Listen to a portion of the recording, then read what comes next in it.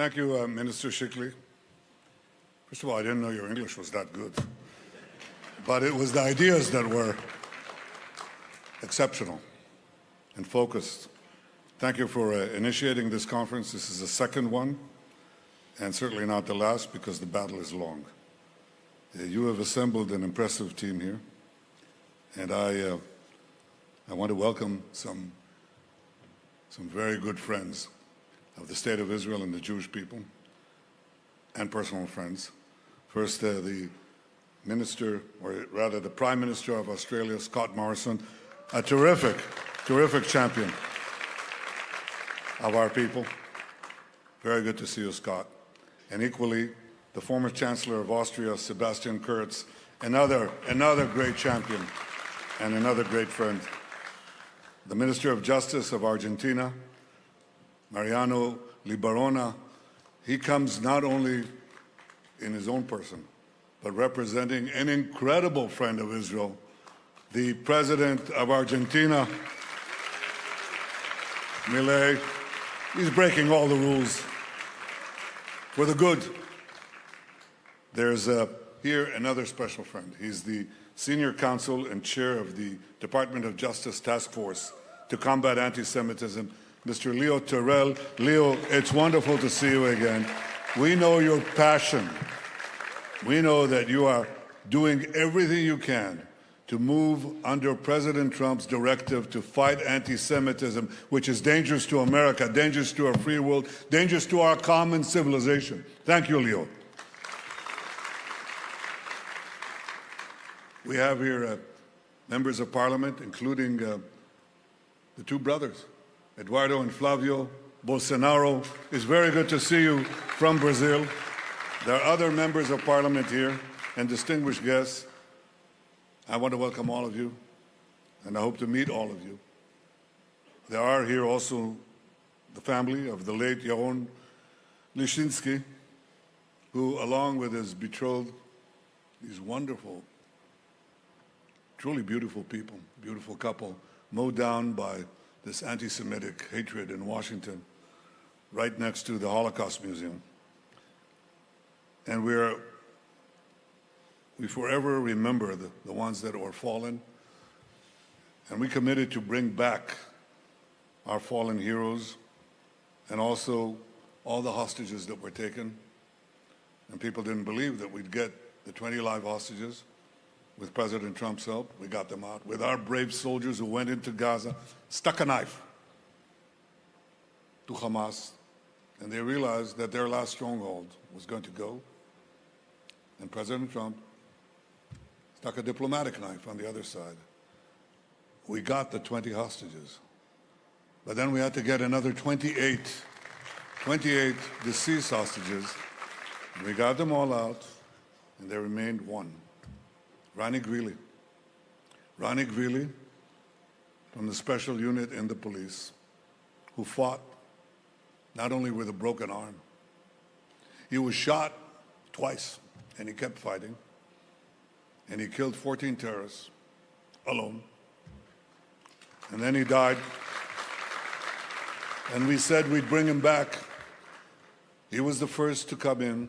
He's the last to leave, a hero of Israel. Ronnie is back. There are no more hostages in Gaza.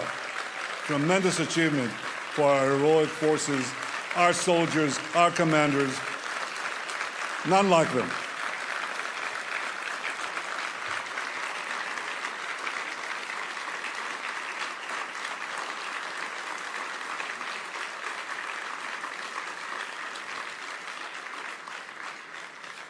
Over 20 years ago, I was finance minister of Israel. I was invited to a university in Holland. It's a very good university. It had focus on business, and they were giving this economic man of the year award. For some reason, they chose me, so I went there. There were about 1,000 Dutch students. Shortest one was 6'6". Young guys. And I gave my talk. I talked about the free market reforms that we did here. And Then came the question and answers. And the first one rises, and he says, Prime Minister, what can we do about the Muslim minority in Holland? I said, I dodged it, Wanted to talk about reforms, economic reforms. Okay, second one rises. Prime Minister, you didn't answer the question. What can we do about the Muslim minority in Holland? And I dodged that question. And so it went on. And after this session ends, I walk out with these two young Dutch students, 21, 22 years old. And I ask them, why did they ask me about this? And they said, Prime Minister, we are the most liberal country on the planet. We accept everyone, black, white, yellow, brown, green, any color, any faith, gays, straights, transvestites, anything. But in this minority, there's a radical fringe, and it's different because we want to accept them, but they don't accept us. They want to impose Sharia law on us. They want to eradicate Holland as we know it. This is over 20 years ago. These young kids. And what they said was something prescient. They could see that our common, free, democratic civilization is under threat. And it's since been invaded. Every country in Western Europe and in America. It's being invaded not by people of a different color, a different race, a different faith. That's not the point. It's people with a focused ideology. And the ideology is to destroy the West. And for this purpose, they've made common cause with the most ultra anti-Western progressives, and they have united. And they supposedly should disagree on everything, but they don't, because they want to destroy the West as we know it. And they agree on one thing. What is the thing that they agree on? World War Jew. To conduct a world war, first against the Jews and against the Jewish state. And for the radical Muslims, they are right, because there would be no West in the Middle East if the Jewish state is eradicated. There would be no obstacle for the further invasion of Europe if the Jewish state doesn't exist. And it also appeals to their internal hatred of the Jews, which has common roots with anti-Semitism over the centuries. What are those roots? Well, it's a very ancient disease, and anti-Semitism as a creed, not racism. Racism exists for all times. There's xenophobia and violent xenophobia throughout history.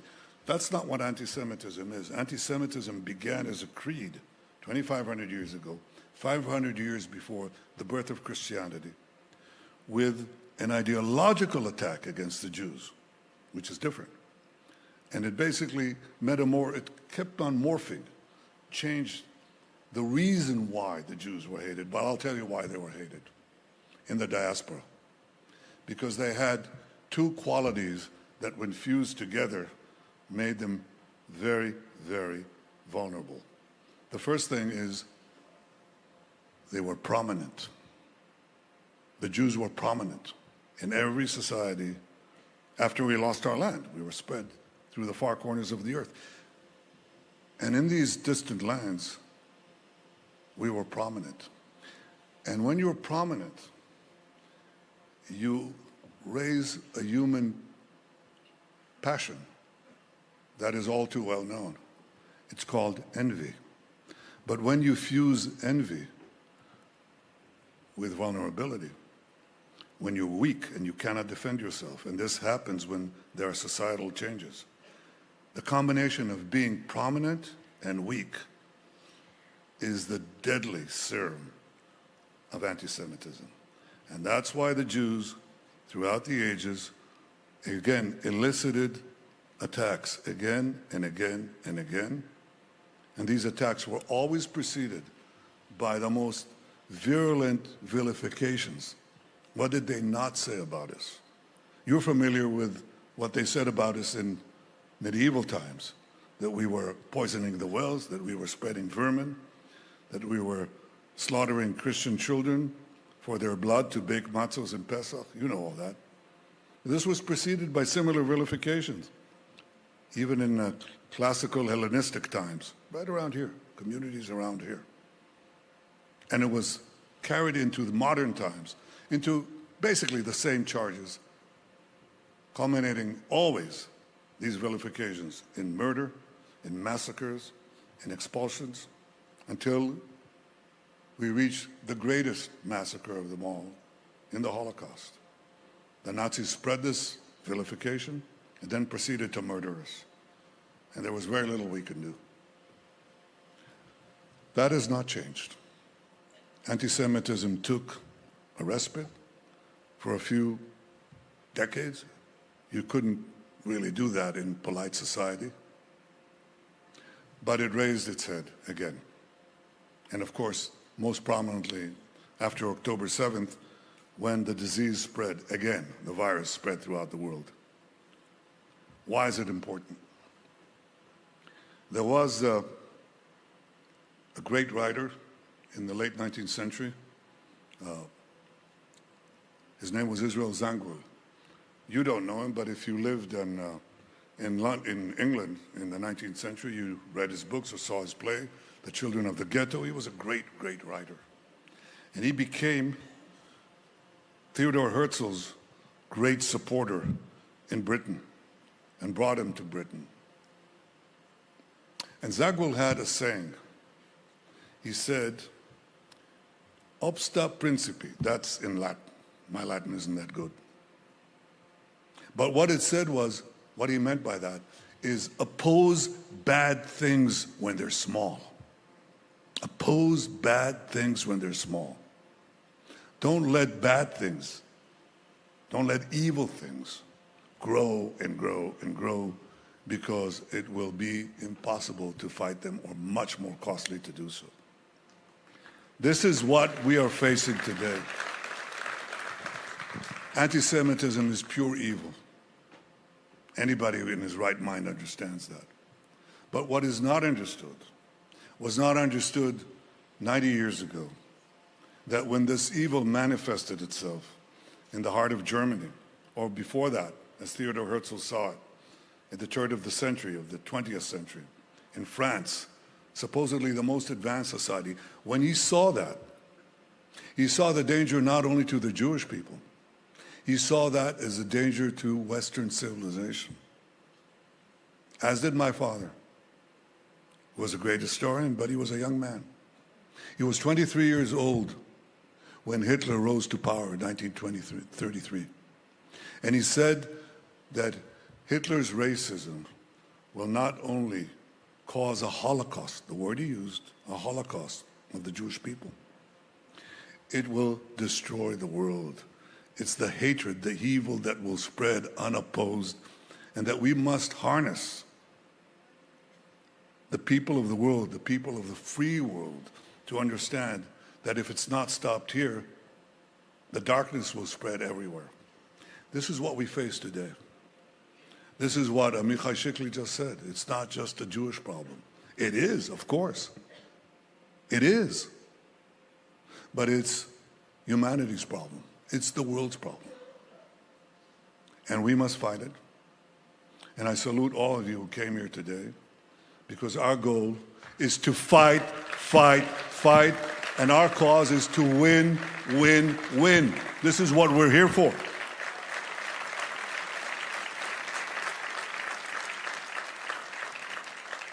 And we must do so because if the invasion of militant Islam, radical Islam, continues, our free societies are in peril, our world is in peril. If the regimes that harbor it and promote it acquire nuclear weapons and the means to deliver it, every one of your cities will be under threat. Every one of your societies will be under threat. And what Israel is doing today is not merely defending itself, it's defending you. It's defending all of you. And I'll tell you what the difference is. The difference is that in our centuries of exile, we could do nothing against these vilifications except flee, because we could not fight. We didn't have a state, we didn't have an army, we had no weapons. We lived in societies that outlawed our ability to even defend ourselves or hold a weapon. So we were led to the slaughter. But this is the change that we have brought to Jewish history. We now have a state. We have an army second to none. We have soldiers. We have young men and women who are willing to fight, who are willing to die to defend our people and defend our future. Heroes like no other. And this change is something that makes all the difference, because they can vilify us, but they can't destroy us. We're in the process of blocking the Iranian Shiite radical axis. There's another one. It's the Muslim Brotherhood, the radical Sunni axis. We'll defend ourselves, but will the West defend itself? This is what we're here to discuss. This is what we're here to promote. And we know that this poison has now penetrated mainstream media, all global institutions, all governments that are faced often with Islamist constituencies and their leaders. Unlike the leaders that I mentioned before, they do not take a stand, they cower, they fall back. And of course, it's most prevalent in the social media. This is the new battlefield, and this is where we must counter with our own weapons. We're late in the game, but we will win this battle too, as we won on the battlefield, because we are developing the means to fight this, not with cavalry against F-35s, with F-40s against F-35s. This is the next thing. I urge you, all of you, not merely to bemoan our problems. I urge you first to understand that we're joined in battle. And it's as important for us to muster our courage, our creativity, our willingness to fight. It's the most important thing. In battle, the most important thing is tenacity, the willingness to fight. There are many other things that are important, but this is first. If you have that, you don't have that, you have nothing.